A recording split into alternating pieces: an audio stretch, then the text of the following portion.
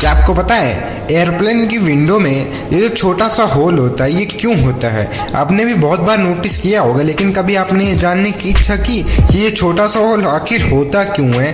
तो इसका एक बड़ा रीज़न है कि ये एयर प्रेशर को इसको मेंटेन करता है। ये इसको छोटे सा होल है, इसको ब्लीड होल के नाम से जाना जाता है।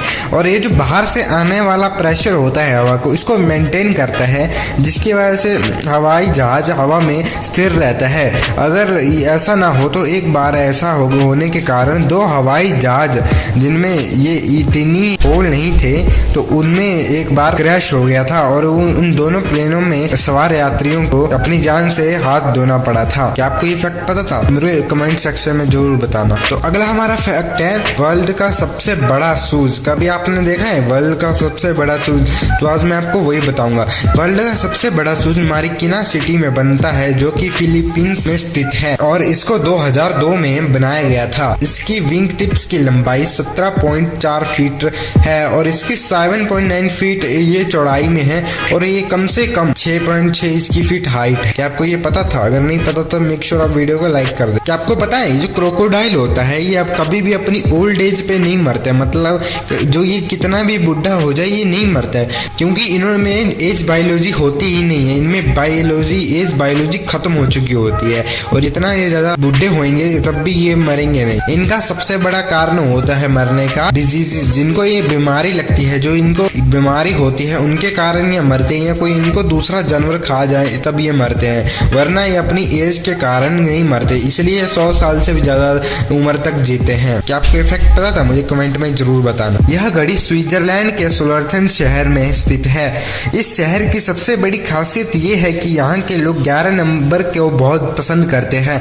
यहाँ पर जितनी भी चीजें हैं उन सबका डिजाइन 11 अंक के नजदीक ही मंडराता रहता है।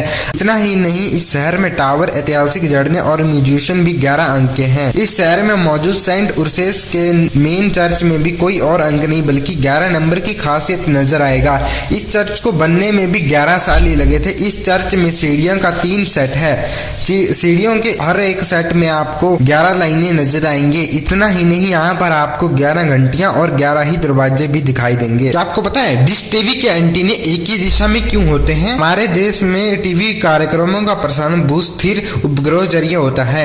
भूस्थिर उपग्रह पृथ्वी से 36,000 किलोमीटर की दूरी पर इस वृत्त के समतल में होता है। ये उपग्रह वास्तविक में पृथ्वी की परिक्रमा तो करता है, मगर इसकी परिक्रमा गति और पृथ्वी की घूमने की गति एक समान होती है। इस कारण से वो पृथ्वी पर से स्थिर नजर आता है। सभी टीवी केंद्र धरती पर स्थित सारण केंद्र से उपग्रह को भेज देते हैं। उपग्रह इन पर कुछ प्रक्रिया करके वापस हमारे देश में बिखर देता है। इस कारण विभिन्न कंपनियों के एंटीने एक ही दिशा में खड़े किए जाते हैं। ये सारे टीवी केंद्र प्रशासन में कोड पासवर्ड का इस्तेमाल करती हैं।